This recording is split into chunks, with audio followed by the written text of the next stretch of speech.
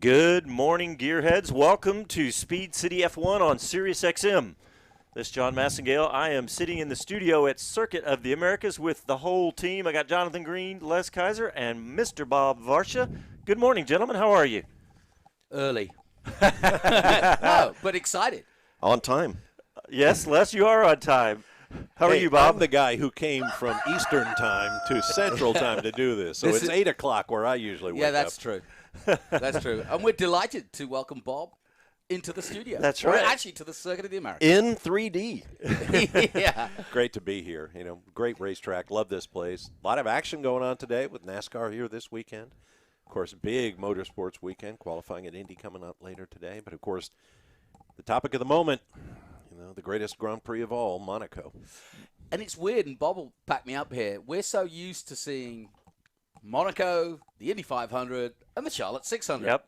That's your day. Breakfast, Right. lunch, On and the dinner. Yeah, that's your Memorial Weekend, but or that's the tradition. But it's changed completely because Monaco is a week earlier, and as Bob points out, qualifying is going on for Indy, but it's not till next week the race, and we have a NASCAR history here. We're already halfway through it, and we're looking forward to the Cup Series. But so far, both the trucks and the Xfinity have been fantastic. I know. Yeah, they have. I got asked after I left yesterday, it's like, why does everybody say this is historic? Good question. This is the first time NASCAR is run on a Formula One spec track that is on the current Formula One calendar. This is quite huge. Absolutely. Yeah, it's very And cool. it'll be, I can assure you that a lot of Formula One people will be watching what happens here today. Their race is over. They've all got computers and TVs and satellites, and they'll be watching what happens here, I'm sure. Absolutely. Well, we've got an interview that we did with Romain Grosjean about 2 days ago, and we were talking to him about IndyCar, but he was excited to talk about NASCAR on the Formula One track in Austin. Because what he's I'm actually talking driven about. a NASCAR around here. Exactly. Yeah, he took Tony Stewart's Cup car out. Yeah. Took a few laps. Yeah, so we'll have that interview later in the show. But, gentlemen, let's go ahead and shift to the Monaco Grand Prix because we had a very interesting end to qualifying. Bob, we were talking on the way out here, is all the conspiracy theorists saying he did it on purpose.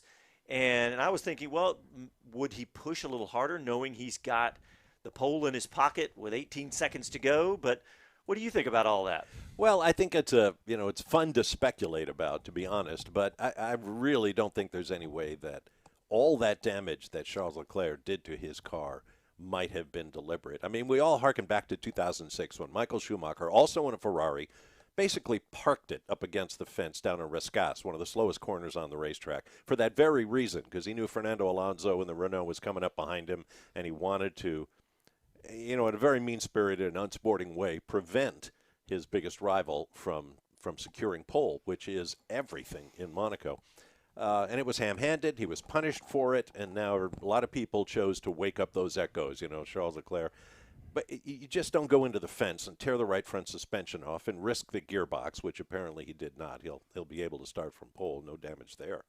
But it's as someone pointed out, there's so many other ways he could stop the session if he wanted to. Granted, there was only 18 seconds left, but he could have just gone off an escape road somewhere, just brought out a local yellow so that the guys behind him, Verstappen and Bottas and Sainz, his teammate, would have had to slow down. And that's the other situation that happened more previously was Nico Rosberg did the same thing at Mirabeau and was, again, deemed to be, because he went off at Mirabeau, and which was a safety road before turning right, and of course that ruined Hamilton's lap there. And I agree with Bob. Absolutely no way.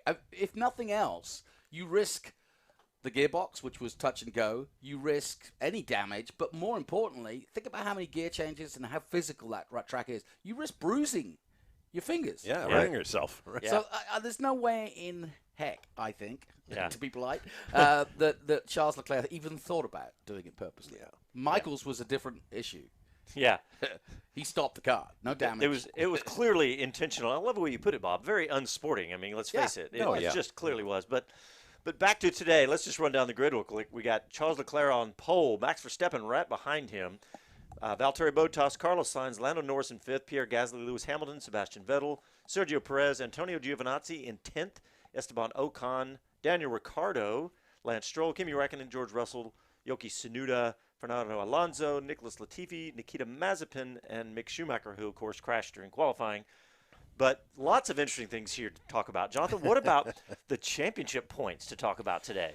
Well, it is. I listened to Lewis Hamilton's interview on Checkered Flag, and there's no question that Lewis has a choice here. He can be frustrated by the fact that he is 7th, and knowing him, he'll want to drive through and be the hero of Monaco and show how amazing he is. Or he can look at the strategy, look at the championship points, and see the difference. There is a 12-point swing in the championship chase if Verstappen finishes where he is, and if Hamilton finishes where he starts. If Verstappen wins, it's a 19-point swing. Yeah. So it's a great opportunity for Verstappen. It's something that Hamilton has to bite his lip and say, not today. Yeah, well, not much I can do. But he'll take advantage if it happens. But I think it's a smarter move. Toto Wolff, quiet conversation. Hey, dude. Yeah. Let's just finish. Let's just get out of here. Yeah, and again, people are inclined to say, well, maybe Hamilton is planning something. You don't want to start outside the top 3 at Monaco. You just don't want to do it. 66 previous runnings of this race. The winner has come from the top 3. 56 of those 66 times. Yeah. They were 2 on-track passes in 2019. It's just too narrow. It's too congested. Nelson Piquet once referred to Monaco as trying to run a bicycle race in your living room. Yes, he did. That's the way it is. It's such an anachronism in so many different ways. But, we all love it. It's just such an amazing place. I'm going to interject. Not everybody loves it. I was reading last night. Yeah. Well, maybe love is and they a were little strong. like, this is useless now. Very much the same sentiments, the bicycle in the living room. And that, it's lost its thing. The cars are bigger. They're wider. There are all these things that took away the racing element. The beauty is still there, absolutely. I mean, from the time you get off the train and walk down to the harbor is beautiful, great from a racing skills, but it's so different. These cars are bigger, and it's a processional almost. And I would argue that's exactly why Monaco needs to be on the schedule, that iconic we're going to take the Indianapolis 500 off the IndyCar schedule because it's too fast and too dangerous and there's concrete walls everywhere. No, absolutely not. And Monaco is that kind of thing. Yeah, and I want to keep it, by the way. Yeah, I was about to say, and we talked about the Indy 500. It's the same thing. The Indy 500 is a lottery. Monaco is a lottery. Very different. Yeah. But qualifying, therefore, is the key. And the drivers, the purists, Lewis said it. He said, today's the day. Yeah. When asked about qualifying today, yesterday. Right. Today's the day. Qualifying is what Monaco's all about. And sure, Ayrton Senna was, a big proponent of that too. We've seen some fantastic drives, but it's all about one lap speed here. And it doesn't matter whether it comes in the race or it comes in qualifying. But qualifying is your chance to be on your own. May it continue forever. Yeah, absolutely. Yeah, it's a debate, but it's not a debate. We have to leave it on the calendar. There's no way. And do you make any sort of changes? Who knows? I think, there's not easy changes to make there anyway. I do like the idea of going back towards a narrower and shorter car, but still, that's for everything. Yeah. That's a whole nother discussion. But just looking when it happened, when Verstappen and Bottas were on a hot lap and Leclerc crashed with 18 seconds, I don't know. I didn't really get a chance to look exactly were Verstappen and Bottas, would they have put in a faster lap?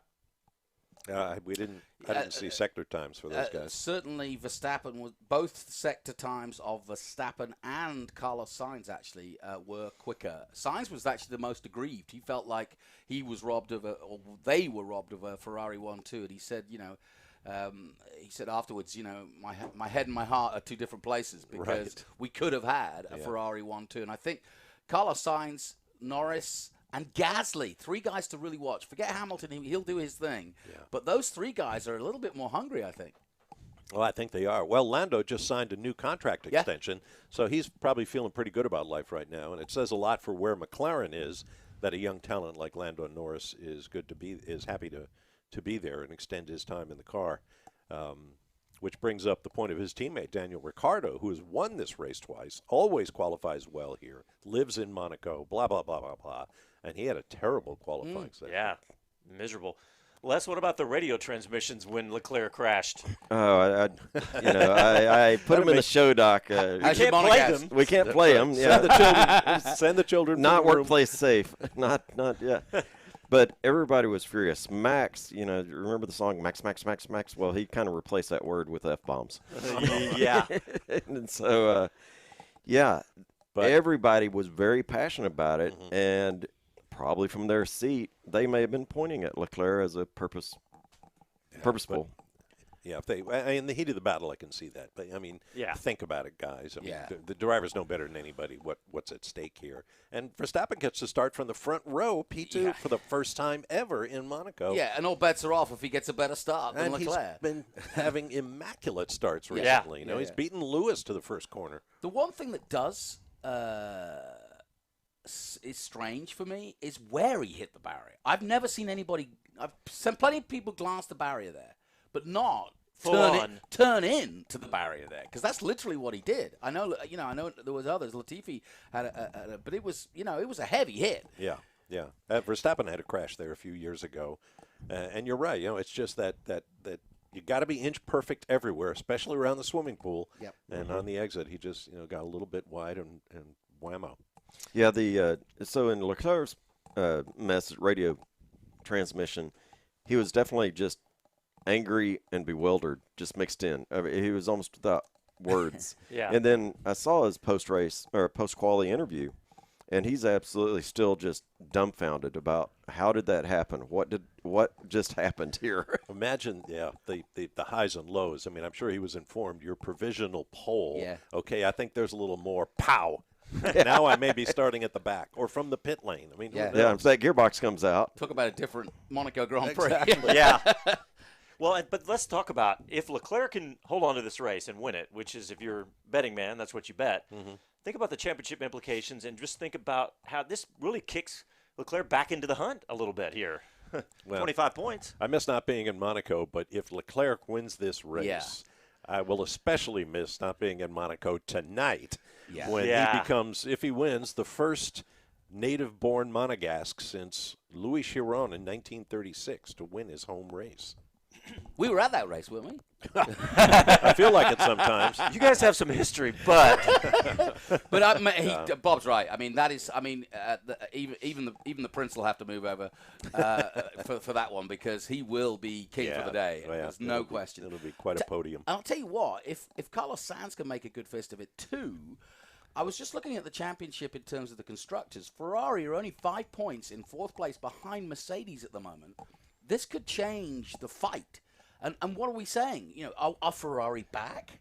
Yeah. Forget the incident for a second. Yeah. If Ferrari are pole at Monaco and Sainz was 2/10 off his teammate, are they back? And it's only these four teams. Everybody else, Alpine, who are fifth, are on 15 points compared to Ferrari on 60, 5 behind McLaren. So the answer to that question was that question specifically was asked of Charles Leclerc, and he quickly said, no, our car is not back yet. We're well suited to this circuit, but our car is not fast yet. He said it. He didn't even, no equivocation whatsoever. I think he was a little dumbfounded, actually, by the performance of the car. Yeah. He and Sainz, Leclerc was in the pit lane for most of free practice 1 on Thursday morning because the gearbox acted up and they had to change it. So then he goes out in free practice 2, and he and Sainz go 1-2. Yeah. You brought up something, Bob, about the fact that let's say that gearbox is mostly good. Let's just say there is a little bit of something going on with the gearbox. As Ferrari, do you just say, we're okay with it and take our chances from the pole rather than swap it out and you're done with at that point? Yeah, I think so. Because of the nature of Monaco, if they change that out and he starts deep in the pack, his race is effectively over. So I think it's very much a gamble worth taking. They've given it a clean bill of health. I just was on the F1 website, and so it's official. It's official, but if it's them giving that clean bill of health, maybe it's 98% or whatever. All right. Bob made a point earlier today when we were walking in again going to the Drivers' Championship. Leclerc 5th at the moment on 40 points, 1 point behind Lando, and only 7 points behind Valtteri. If he can get the sweep today and put himself in third position, he's in the hunt. Yeah. Absolutely. All right, guys. Well, the Speed City F1 pre-race show on SiriusXM is brought to you by CrowdStrike. Use the cloud to secure your team in the office, at the track, or anywhere. with CrowdStrike at crowdstrike.com/anywhere. Well, let's go ahead and get our first break in, and when we come back, we'll continue our discussion, and we are live at Circuit of the Americas today. So stick with us through the break, and we'll be back after these messages.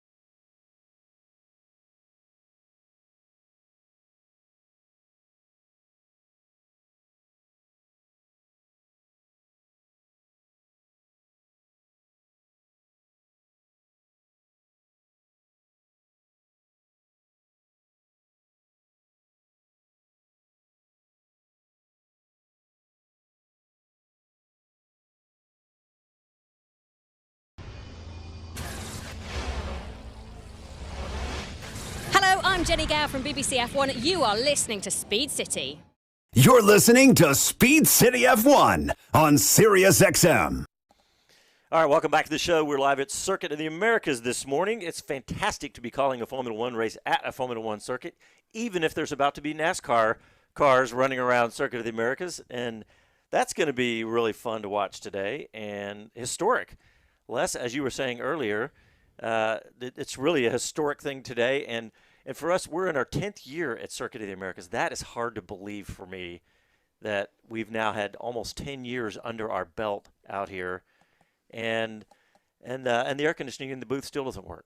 That is true. But on the plus side, tune in after the race, and you'll be able to hear NASCAR qualifying and the Cup qualifying in the background while we're rehashing Monaco. That's right. On the post-race show, I'm sure you'll hear the Cup cars. So, but guys, let's talk about the race today in Monaco today.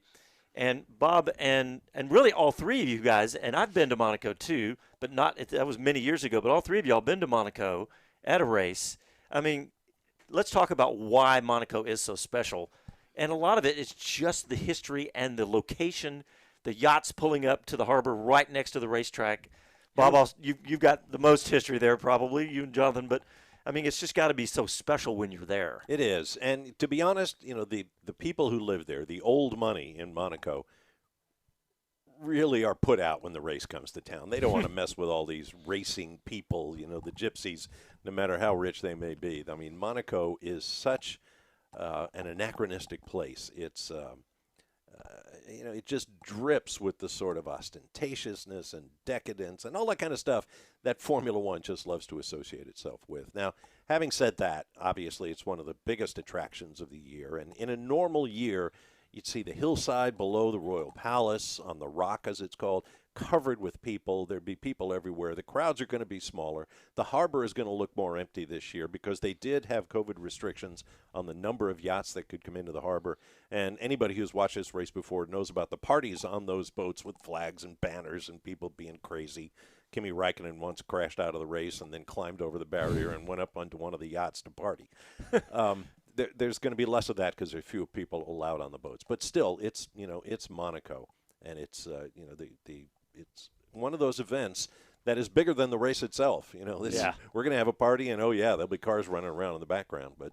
What other track is there that you can land in the water as a racing driver? Yeah, exactly. And that has happened twice in history. Hawkins and Ascari both wound up landing their the race car in the water and getting fished out. Yeah, neither man drowned, which is pretty amazing. For me, it's the sheer arrival. You can arrive by train. I used to stay in Menton, which is right on the Italian border. And you get there, and because of the way, the nature of Monaco, the city of Monte Carlo surrounds the harbor. And so when the cars fire up, or any session fires up, it bounces off all the buildings. So you're in this cacophony of noise, but you're also in a fashion show. You're in, you may as well be at the film festival because is that Brad Pitt or is that? Gosh, that looks like J-Lo. You're thinking in those terms because he bumps into Lindsey Vonn on the grid. I didn't bump into her. She bumped into you. Made me sound creepy here. She skied past you. You tried to bump into her. But I wouldn't have objected. But that's normal. Yeah, it is. I've met people in stars and bars that I'm like, were you in that movie and whatever? It's yeah. great. Yeah. But and you get into that sense of this is it, and I should be drinking champagne. Right. It was. The grid is different than any other race in terms of those personalities that you run into. Lindsey Vonn coming by, American skier. Hey, Lindsey. Hey, how are you? You're basically besties, are you? Good to see you again, Lindsey. Not according to the restraining order. But he was so excited, he then called Gunter Jean, which was, I don't want to blow his smoke. I don't want to blow his great story. Don't steal his moment. I won't. No, it is. But, that was the one thing, having watched this just growing up, I was just at a loss for being there and seeing it, and then y'all made me work. And it's phenomenal. It's everything you see going on there. Was there with one of our friends, Andy, and I'm sorry I just forgot your name. But anyway, got invited to this party, and it wound up being like the German football club. Oh, the Olympic football club that was there, and we were watching the match, and they were drinking heavy beer, and I was trying not to. And well, Jonathan, all these people from all walks of life come in. Yeah. You were talking about the sound. That's what I remember when I came off of when the first time I went there. It was like 1995 or something, and I'm making my way towards the circuit, but it was practice, and all I could hear were the sounds bouncing on. I was like, oh, I must be close, and I was not really that close. It was like another 10 minutes. You can hear the sound all over the city. Yeah. So that was my first memory of Monaco. And Les made a good point about people from all walks of life. I worked with a cameraman once who lived in Monaco, and I was because we all assume that everybody there is impossibly wealthy, and it does have the highest per capita wealth in the world. But there are also a lot of folks who are down the economic scale, like the cameraman I was with, and he said you can live reasonably in Monaco. And, of course, it's a tax haven, which helps. And he said, what the best part of it is? I've got 2 kids, and they can wander the streets at any time. It's one of the safest places in the world, which I guess is probably logical. Well, if I recall correctly, Leclerc's mother is a housekeeper. That's right. They're not a wealthy family. Mm-hmm. Huh. Yeah. And, some have said he is the last of the common kid that gets his dream. Yeah. It's a lovely story. It really is. Yeah. Mm-hmm. Yeah, obviously a testament to his talent for sure. And, that is going to be fun to think about. If Leclerc can win today, throwing him back into the mix a little bit, the confidence, we all know that motorsports is all about confidence. And even at this level, a boost like this will help. And I know that we still have to deal with the car. But if we can throw Leclerc 25 points back into the season, that'll make this more interesting. But let's talk about some of the other stories. Let's talk about the one driver who's going to be starting at the back, Mick Schumacher, having a big crash. Saturday morning. Yeah, Saturday morning. Thank you, sir. And it was, it was disappointing. And Jonathan, did you hear Gunther's response to all of that? Very disappointing. Gunther Steiner. Yeah. Gunther It's Steiner. always disappointing.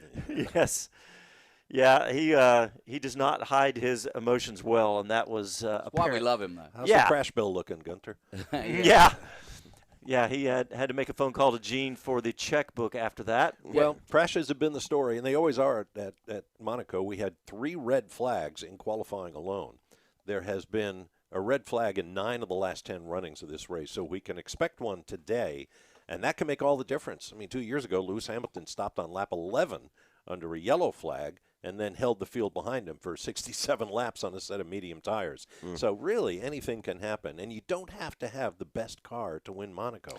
Look at Senna and Mansell back in '92. Senna got ahead in the inferior McLaren Honda to Mansell's Williams Renault, and Mansell, try as he might, having won the first 5 races of the season, could not get by the master of Monaco in Senna, and lost the race. And strategy for Mercedes, who, let's face it, over the last decade have been king with strategy compared to Ferrari. And I think they'll be looking at this going, in fact, it was Julian Palmer that said what Lewis might do is go for the longest possible run. We know that Lewis can run on tires until they're on the rims. So it might be a case that he holds out there from his 7th position, doesn't try anything clever at the start, and just waits for everybody else to pit, with the possibility, obviously, of coming out on cold tires. That's the nearest chance you're going to get, potentially to a crash or a safety car or a red flag, as you say. And that's where things can happen quickly. Yes, there's never more pressure on the pit crews than at Monaco. It's going to be a one-stop race. You're going to have to switch compounds and tires. We have some breaking news, gentlemen. Looks like there could be some trouble for Charles Leclerc. He's radioing back to base on his warm-up lap, and I don't know exactly, but it could be gearbox. It could be exactly what we were just talking about. Wow, nice work, John. Yeah, well, keep an eye on that. Thank Bob for that one. But my point was, there's a huge pit window here. The crews have got to get it right. They've got to get your driver in and out. Try to hold track position. The softest compounds that Pirelli makes are here. The hard compound for this race was the soft compound that was used in Barcelona 2 weeks ago. That's the difference that Monaco makes because of the low traction events. So you've got one shot to get your pit stop done. Everybody's going to have to switch. All the top 10 guys are going to start on reds. Like Hamilton, he may try to go 25 or 30 laps on those before coming in and then go into the medium for the rest of the way. It's going to be fascinating to watch it play out. I mean, if you want to see a lot of wheel-to-wheel passing, this is not going to be the case. But if you want to see that kind of strategy that Jonathan was talking about and great driving and tension like you wouldn't believe, this is your race. And there's also something else that's unique if you're at the front of Monaco, and Red Bull would be good at this if they could get there. Ferrari, like I said, aren't known for their strategy brilliance, but Red Bull would do it, which is you can control when everybody else can pit by the pace that you set at the front. In other words, if you actually run, let's say, qualifying 2:10.5, right? That's what the pole was. So they're going to be running maybe in the 2:12s, 2:11s, but you can then slow it down and kind of force everybody to back up behind you and frustrate people into making mistakes and so on and so forth, because you are controlling when you want to pit. That could be frustrating. Oh, yeah. Plus you're heavy on fuel, so the temptation to drive hard is going to chew up your tires earlier than you might otherwise want. It's funny. It's deceiving because you think, all right, this is Monaco. It's going to be a procession. But there's so much of that strategy going on in the background. And you talk about the tires, but the surface is very smooth, and it's not hard on the tires, right, at Monaco? Not at all, no. Correct. Yeah. Dude, I've just read that tweet. You're right. No, the gearbox guys were his radio words. Yeah, I mean, it sounds like this could be it. Dang it, all of that. All the excitement we had for Ferrari out the window. Well, yeah, it's going to be interesting to watch the television pictures of the Ferrari on the grid, what the mechanics do. Well, look, this is a good time to take a break. We're almost at the bottom of the hour, so let's go ahead and take a break, and when we come back, maybe we'll know more about Charles Leclerc's Ferrari and his gearbox, and we'll see. But you're listening to Speed City live from Circuit of the Americas, back after these messages.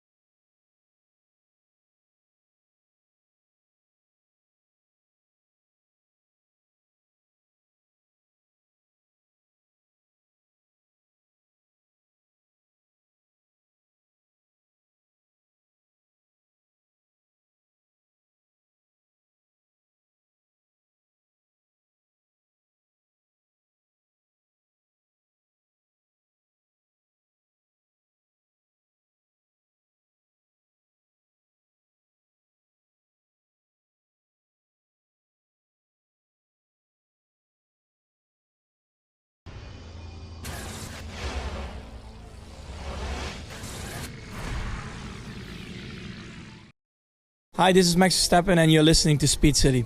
You're listening to Speed City F1 on Sirius XM.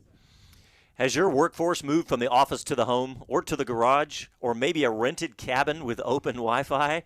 If your company has expanded outside the office and moved all your applications to the cloud, there's a whole new world of threats you have to worry about, including ransomware. CrowdStrike revolutionized security by harnessing the speed and the power of the cloud to identify and stop the most advanced cyber attacks, even those that have never been seen before. So now you can work securely anywhere. Try CrowdStrike Falcon free today and protect your data and employees anywhere. Welcome to Anywhere. CrowdStrike, we stop breaches. Access the CrowdStrike Falcon platform free at crowdstrike.com/anywhere. All right, welcome back to the show. We are at Circuit of the Americas, and we are preparing for the Monaco Grand Prix, and coming up in about a half an hour here, right here on Sirius XM. And Les, what do you got on your mind over there? Yeah, so Bob just showed us a picture. I mean, for one, NASCAR's here at COTA. Andy Lowley's got a little wound he's going to nurse here. Look like it's – go ahead. Massive blister.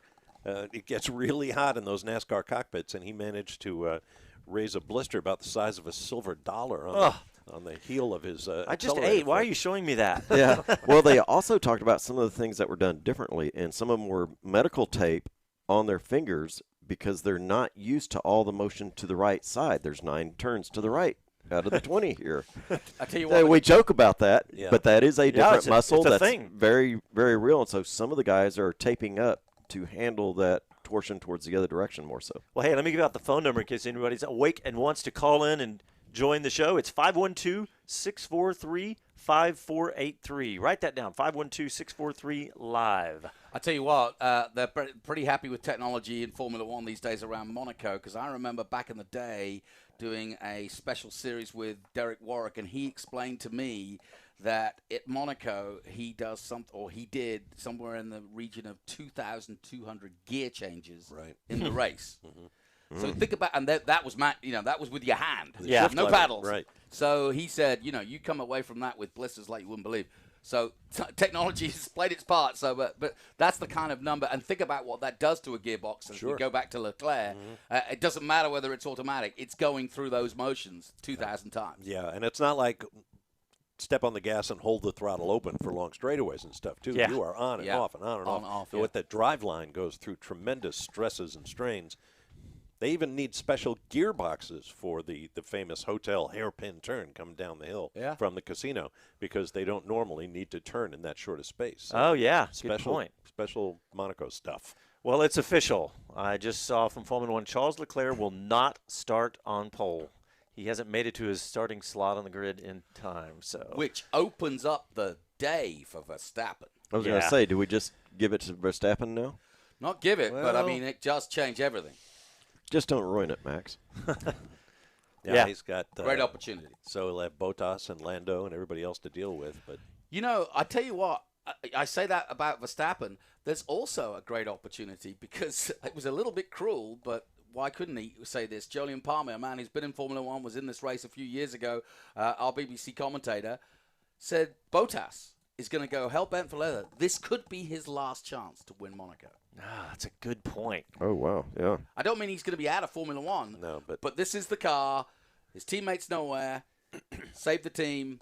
He's next to Save Verstappen the day. on the grid. yeah, right. Yeah. All right. Well, let's go back to the quote that Bob said earlier, the stat of how many times it's one of the first 3. Yep. So that means we've got a new guy in the 3rd spot there.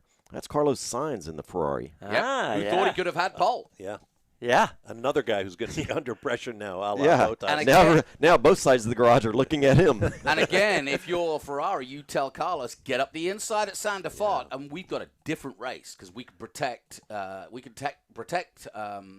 lead from there and let Leclerc try to come through. Yeah, gosh. Remember, was it Barcelona or the race before it, Ilma, when Toto Wolff, the head at Mercedes AMG, was talking to Bottas and said, "You've got the car. You are the fastest car. You are the guy." And everybody might be thinking, "Oh, well, he's cheering his man on." He's also telling his man, "If you don't do it now, pal, this is not looking good." That's like the boss. Is that just George? It ain't on us this Is time. that George? Hello, George. yeah. He's Toto. Yeah, a lot of pressure. Yeah, you think he's cheering him on, but that's the opposite. No, if it's the you're opposite. Botas, No, you're going, Formula oh my One's not God, that the way. boss just came on and said, you got the fastest car, don't screw this up. Yep. Yeah, it ain't on us. Yeah. But, think about this, though. We've got Max Verstappen, Carlos Sainz looking for that opportunity. This could be mayhem and crash out at the front here. So you just don't know what's going to happen here. Well, and that puts Lando in the 4th spot. If we, Yeah. just right there. Lando, I think, is one of those that could break that stat and make his way up into the front and be on podium. Wonderful to get a podium here for McLaren. It reminds me of that comment when McLaren revealed that Gulf Oil livery, the special livery they're using in Monaco. Somebody asked Zach Brown a question about the battle that Toto Wolff refers to as a battle of giants between Lewis Hamilton and Max Verstappen for the championship. And Zach Brown said, well, it's so intense. I could see those two guys colliding at some point. It's inevitable. And, of course, that'll open the door for us. Yeah. Yep, and Verstappen, like I said, now will be chomping at the bit to fight Bottas. So that's going to be interesting. One guy I want to mention, now that Leclerc has sort of moved stage left, Gasly. Another Frenchman. Yeah. Wow, what a performance here. I mean, he's not in a car, or is he? That car seems to be outperforming. But Gasly, really impressive. 7th on the grid. Yeah. And, of course, he was demoted. 6th on the grid now. Yeah, to make room for Alex Albon, who he completely outshone. And now even Sergio Perez has to be looking over his shoulder, I think. Sure. In the hierarchy of Red Bull, No, between you're right. the AlphaTauri and the Red Bull varsity, if you will, the Yeah. A team. I think they're probably taking another look at Pierre Gasly. The pressure cooker that is that. Hey, we got a caller on the line. We have Mike in Texarkana. Hey, Mike, welcome to the show. Good morning, guys. How is everyone? It's great. Awesome. Good. Well, hey, thanks for being with us instead of out fishing this morning. Hey, got some solid fishing. I'm your faithful follower. I'm just returning from my debut trip to the West Coast with a set of right-hand drive Corvettes. Now that's a different experience. Oh my gosh, Right-hand drive. that's cool. Bring one here. It We're at the was a- Circuit of the Americas, Mike. No one will know. There's lots of haulers here. I'll see you in Nashville, Jonathan. Yes, you will, sir. August. Alrighty, Right-hand what I drive have to Corvettes, say- man. I am totally intrigued by that. That's pretty cool. I mean, I know they do it. They ship them overseas, but that's cool. It's different. It is different, definitely. My story on or my take on the story today is, as in so much of what we watch and listen to with F1 and any racing, luck. Look at Alonso's career. Yeah. He just could not get lucky. Leclerc puts it on pole, and then, as luck would have you, where is he now? Yeah. I Very think true. that the stars have to align also with the talent, with the equipment, with the entire package. If it's not your day, it's not your day. So who takes it from here then, Mike? I'm going to push for Max, as someone just conveniently said. Don't screw this up. It's true. But again, I came through. I stopped in Arlington on my way through. I always enjoy hearing you guys. I really love what you do. It's kind of a downer to see you putting so much effort in, and then no one wakes up and wants to talk. Hey, let's get out here and push this Formula One thing. Truckers don't have that problem. No. Hey, they know when the good time is. We'll entertain you on those exactly right. lonely mornings. Hey, Well, Mike, hey, someone's got to do for it. tuning in, buddy, and thanks for calling in. We appreciate it. Thanks for tuning in, and stay tuned for the race. All right, well, guys, let's see. What do we got? About Right-hand 20 Corvettes. minutes. Yeah, Come right-hand on drive now. Corvettes. I'm totally. I have never driven a right-hand car except in England. So I'm glad it was a right-hand car Yeah. in England because yeah, I I've know. driven a very cool right-hand drive car. I've driven a Oh, the Nissan Skyline GTR right-hand drive. So is that going to move into your driveway next? That's on the list for sure, because my son, if he has any say, that's the next car to come to the garage. That's a very cool car. Yeah, we drove one in Houston. That was it's surprising how quickly you acclimate Yeah. to a right-hand drive. The hard part is when you're on a fast 2-lane and you have to pass someone. You're on the wrong side of the car when you're trying to look around the corner. But Well, the England one was some little anemic, whatchamacallit. all right, I'm just checking Twitter and everything else for any more stories out there with Leclerc. Look, it looks like Leclerc is out of the race completely. Oh, you're kidding. It me. looks he like is. it. Hold on, let me confirm that. Yeah, I'm looking at his body language here on TV, and yeah, it's not looking good. Oh, boy. It looks like a man who is done. Yeah. He's walking home. Wow. Yep. Heartbreak for Leclerc. Will not start the race. My goodness. Wow. What a turn in the last 30 minutes. I was about to say, that is absolutely an encapsulation of how Monaco can be. Yeah. It builds you up, it takes you to the highest high, and now the lowest low. And it really is. Punches you in the gut. It is a movie. Yeah. Every year it's a movie. I have a feeling he's walking home and nobody's going to talk to him. Well, Ayrton Senna, when he crashed out, Ayrton Senna went back to his Disappeared. apartment, didn't go back to the pits. He went home. He said, I'm out of here. Ron Dennis is calling him. Where are you? He's like, I'm not answering the phone. Coffee's almost ready. oh, what a pity. We haven't mentioned Lando Norris moving up to 4th. I love that. I think yeah. Lando's in a great position. Yeah, I think he is primed to step up in the first 3 and podium at Monaco. Yeah, what a Would way love to see that. to No celebrate pressure. his contract extension. Yeah, there you go. And speaking of the McLaren team, and speaking of Monaco and the way it all comes together, the new livery, I mean, this is where you do it, right? This is where you put up this new livery is at Monaco. Yeah, I lobby for them to do it again here at the Circuit of the Americas because I like that. Gulf Oil. Why not, you know? Yeah. I do So like what? that. So think about this: the first 2 rows now have one car of every flavor on it, Ooh, I like that. and so this has set up to be a real tangle at the beginning because when you've got that clear track in front of you, you're more apt to push and go for it. So should be really good. Yeah, we're watching the pictures on ESPN, and looks like some of the royalty from the Principality are in there. The year I did Monaco with Jackie Stewart in 1991, Jackie, you have to know, is the mayor of Monaco Yes, on he this is. weekend. Nothing happens without Jackie emceeing it. True. He's very close to the royal family, but he took me aside. We were discussing the whole Grimaldi, you know, how they basically conquered the area by force and have ruled it ever since. This goes back to the 1500s. But I asked Jackie how, you know, if I run into Prince Albert on the street, how do I address him? Jackie said, oh, he is Your Serene Highness. You don't call him Your Majesty. You don't call him Your Royal Highness because, and he leaned in and said, they're really not royals. Your Serene Highness. I Yeah. think that's really what I want you Okay. guys, how you want you to address me from now on. Here's a good one for you. So I'm at the party at the end at Jimmy's, I think it is, or I can't remember the club, but yeah, Jimmy's. Jimmy's, that's it. That's where you lose and your I think mortgage. I'm about to say a bottle of water, $16. You know what the heck? And I'm on a date with a girl I was going out with from Boise, Idaho, who'd never left Boise, Idaho, and here she is in Monaco. I kid you not, Prince Albert bottled on over and asked her to dance. She looked at me and I went, are you kidding? Of course. She looked at you like permission? Yeah. I wanna She was a dance with polite him. girl from Boise, Idaho. Yeah. Wow. Well, hey, it's not the Farmtown Hoedown. Yeah, you're going to dance with that guy. You don't have to ask me. I stepped back. Hey, that sounds like a keeper. The fact that she Yeah. asked permission when the Prince of Monaco asked her to dance. Perry Pusey, if you're listening, I miss you. That's great.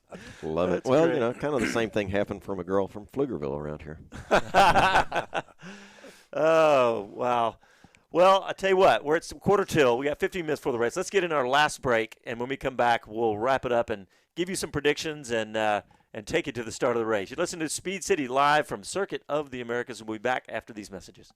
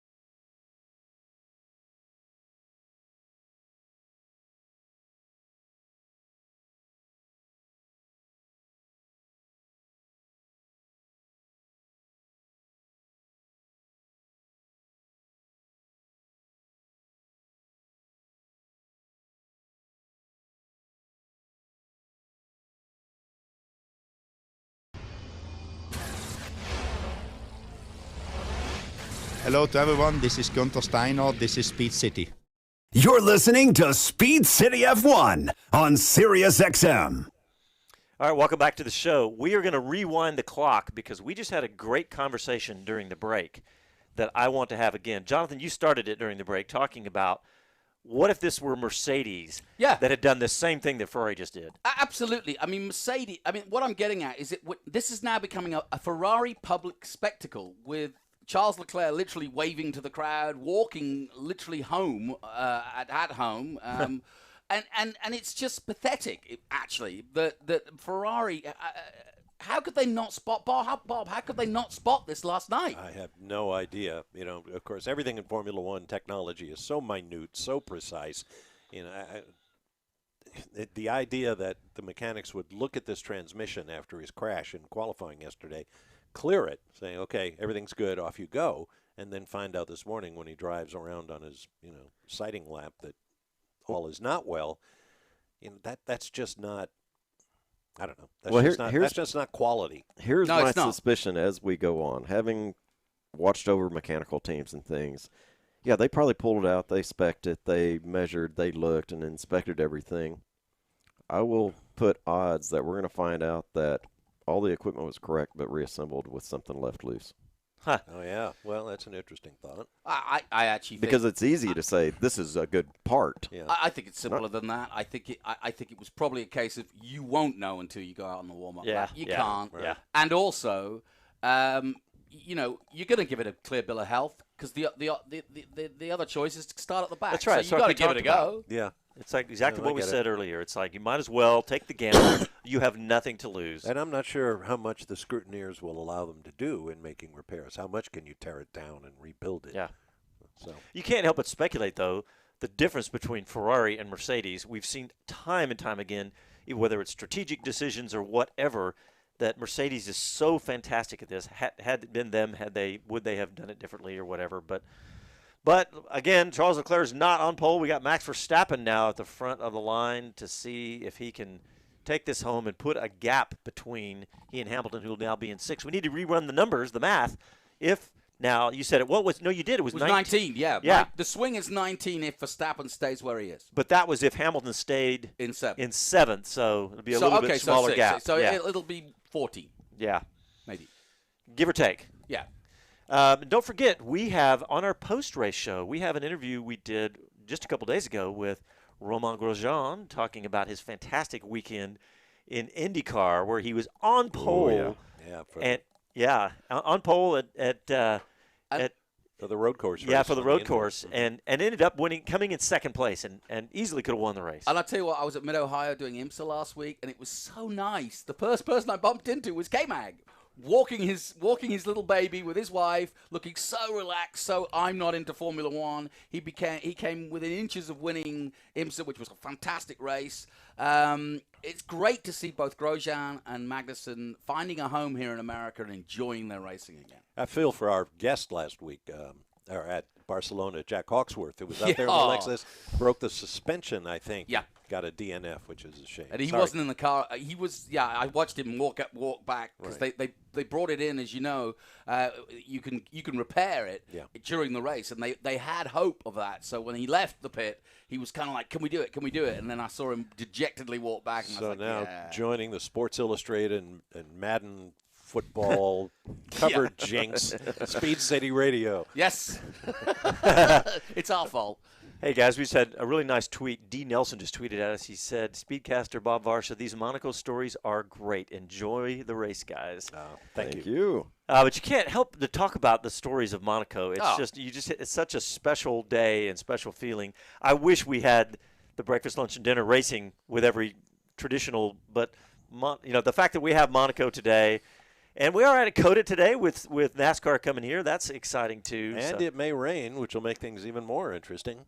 Yeah, it actually looks fairly bright so far this morning. Man, we were literally in the eye of a tropical storm yesterday in Austin. I turned on the radar when we got to COTA, and it was like we were out in the parking lot. Bob and I trying to get in here with our raincoats blowing sideways. Oh, yeah. And I turned on the radar, and it was a circular motion surrounding Austin at that moment, and we were literally in the eye of of a tropical storm with rain blowing every different direction. Now, I should add, somebody out there who's a casual NASCAR fan might think, well, if it's going to rain, then they won't race. Right. Negative. They will run here in the rain. They've got the Goodyear wets out here. The trucks ran in the rain. The Xfinity race started in the rain, wound up in the dry. Yeah, they'll go. And we are expecting rain mid-race for the Cup Series.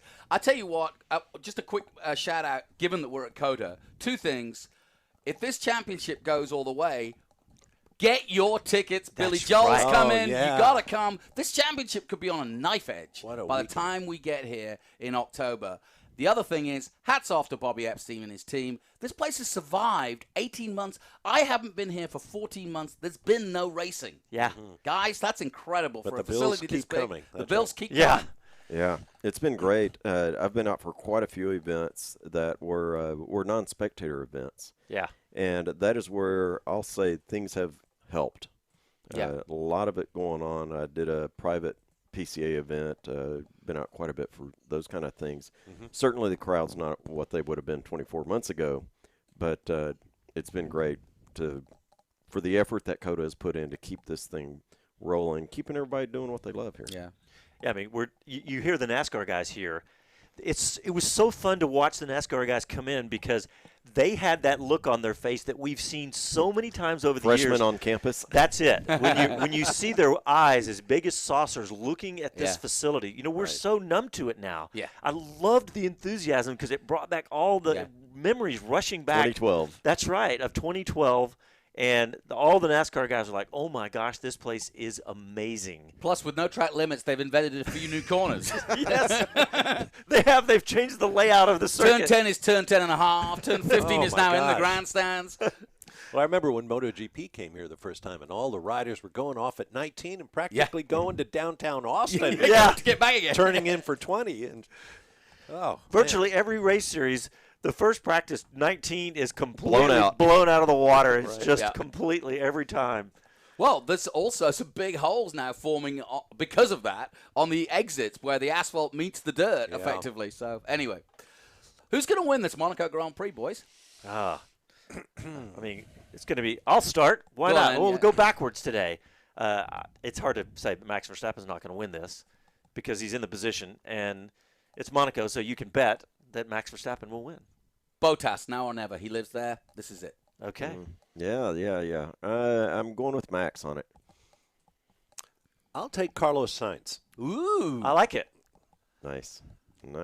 I Good do call. like that. Yeah, he did say after qualifying that he felt Ferrari could have a 1-2. Clearly the car's good. Been quick all weekend. Yep. He was 2/10 off Leclerc's pole time.